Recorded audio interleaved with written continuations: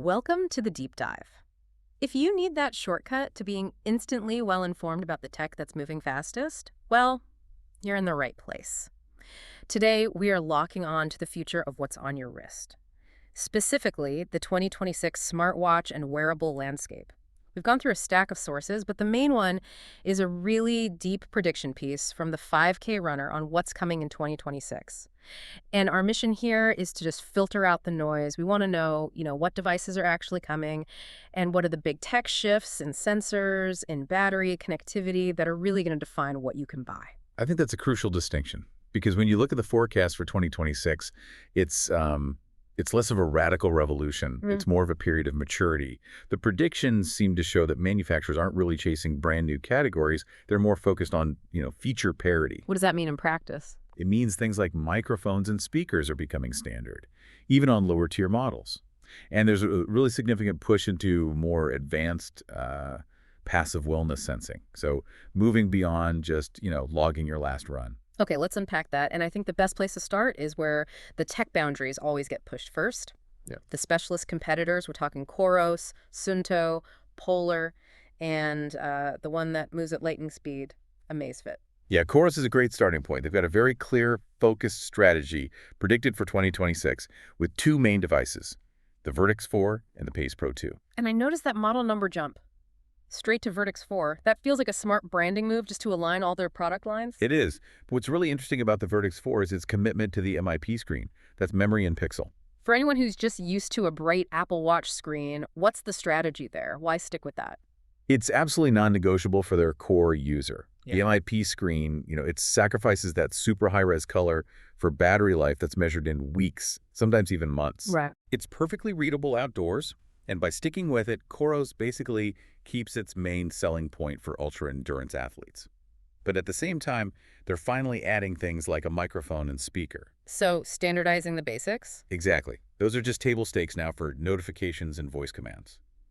And that move to standardization sort of bridges us to the Pace Pro 2. This seems aimed at a slightly different runner with a bigger, brighter AMOLED display. Correct. The Pace Pro 2 is Coros trying to capture that runner who wants the modern smartwatch conveniences, that vibrant screen, but still wants that core Coros accuracy for their sport. It's them expanding their market a bit. Okay, so switching gears to Suunto. The predictions for them, the Vertical 2 and the Race 2, seem pretty straightforward. Just simple updates expected around Q2. They do. Suunto tends to lean really heavily on the loyalty of its existing users. They're just optimizing what they already have, providing, a refined version of a device their customers already trust. They're not chasing radical new features. Which is such a stark contrast to Polar. With them, it's not about the hardware refresh at all. It's a full ecosystem overhaul, driven by software. This is a huge strategic move for them. The major upgrade is all centered on their FLOW platform.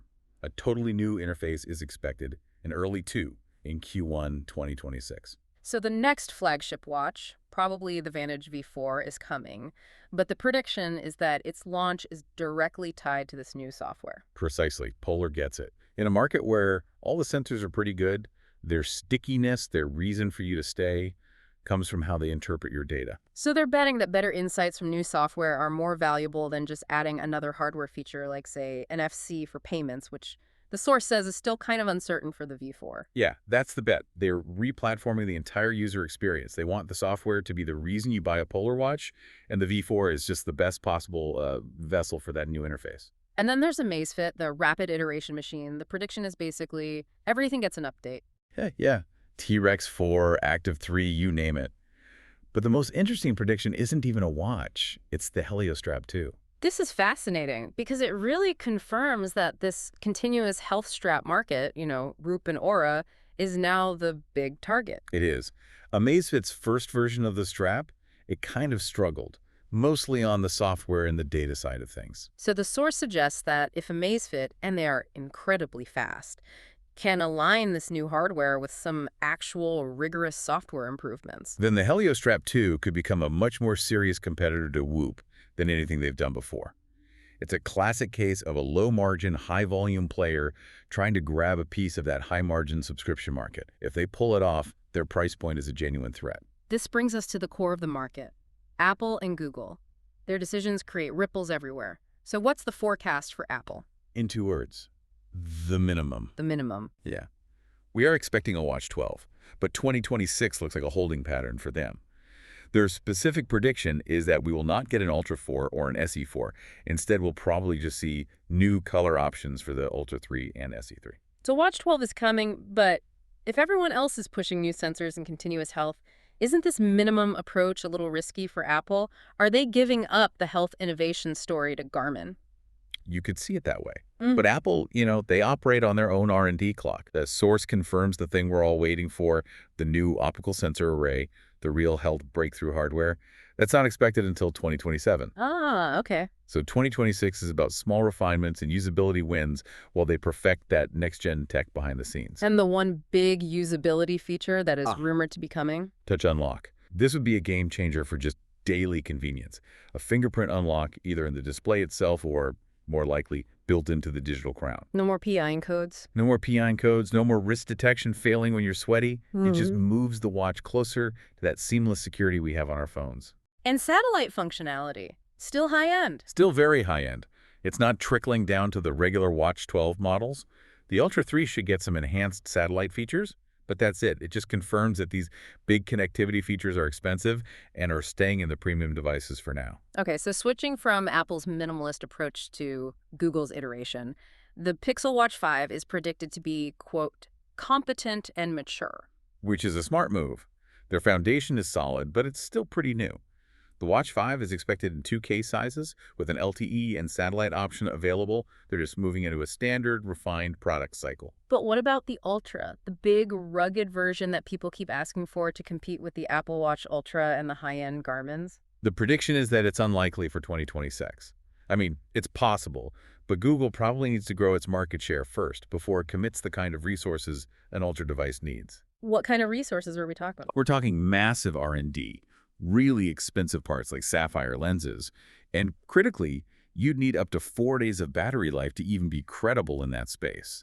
If the sales volume isn't there to absorb that cost, it's just too big a risk. It's a calculated move then, competence first. And for anyone hoping Google might bring back a pure Fitbit sport watch. The forecast says no.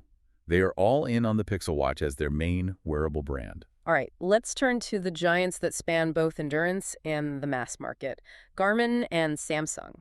Garmin had a huge 2025, so 2026 is predicted to be a little calmer, but with some monumental changes happening internally. Absolutely. I mean, we expect the usual updates to their flagships, so a Fenix 9 and an Edge 1060 for cyclists. But the real story is what's happening with their sensors and the new categories they're targeting. We saw it coming with Amazfit, but the huge wildcard for Garmin is the strong possibility of a full-on, high-quality Whoop competitor, a Garmin band. Yes. The endurance giant is finally staking its claim in that continuous health monitoring space. And that ties directly into their sensor tech. It does. Garmin is overdue for their next-gen optical sensor, the Elevate 6. And the key focus here isn't just, slightly better heart rate accuracy. It's about adding significant new wellness capabilities. And the source highlights 2 massive predictive features, sweat and stress sensing and background arrhythmia sensing. Let's break that second one down because that sounds like a huge leap into medical-grade functionality. It's a massive shift. Background arrhythmia sensing moves the watch from a fitness coach to a constant passive health monitor. Right now, you have to actively take an EKG on a watch. Right, you have to sit still and start it. This would continuously monitor your heart's electrical signals while you're just living your life, sleeping, working, whatever, and it automatically looks for irregular rhythms, maybe even signs of atrial fibrillation. So it's not just tracking how fast your heart beat on a run, it's watching the quality of that heartbeat all day long. That's the key. That's the whole shift. It transforms the watch into a preventative health device. And when you add in sweat and stress sensing, it just underlines this move toward deep, continuous physiological insight. And on connectivity, we might finally see satellite features come to the Forerunner running watches. Only at the very, very top end. You could see something like a Forerunner 970 Pro or 975 that has LTE and satellite. It creates a clear differentiator from the standard models. Connectivity is still that premium hook. Finally, let's talk about Samsung. They are making a critical internal tech shift ahead of 2026. They are. They're going all in on their own Exynos chipsets, moving away from Snapdragon. This is a classic high-risk, high-reward move. Right.